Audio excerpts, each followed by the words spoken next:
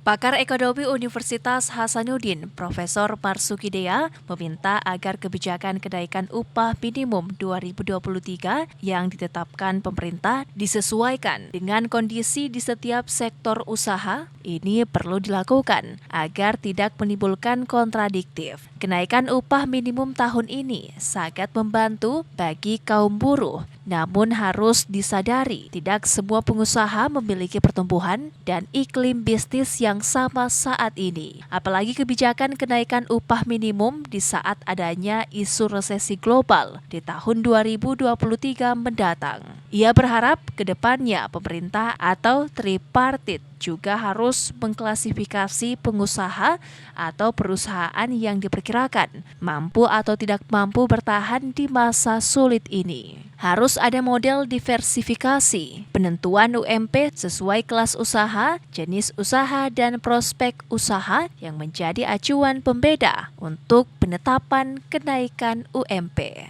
Dan saya rasa itu kesepakatan yang seharusnya pada saat diambil, buruh sudah setuju. Pengusaha sudah setuju kan? Tapi kan ternyata pengusaha di belakang hari merasa keberatan. Nah, persoalan sekarang yang disebut dengan pengusaha ini sebenarnya pengusaha mewakili siapa? Karena sebenarnya tidak semua pengusaha mengalami hal yang sama, ini masalahnya. Nah, inilah belum ada model memperkirakan UMP, ada perbedaan antara jenis usaha yang prospek di masa krisis yang akan mati di masa krisis. Seharusnya itu ke depan harus ada itu. Karena jangan kita pikir dalam kondisi mau resesi ini semua pengusaha jatuh, enggak. Ada masih justru terambah baik kan. Ya misalnya itu usaha-usaha kecil yang itu memang tidak bisa dihitung nilai tambahnya secara pasti, tapi itu kan hidup mereka itu.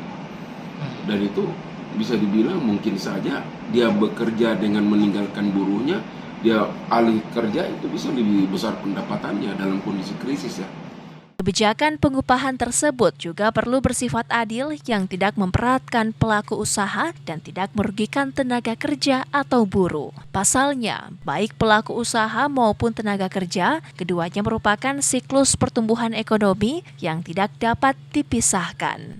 Mulyadi, Fajar TV dan Fajar Radio melaporkan.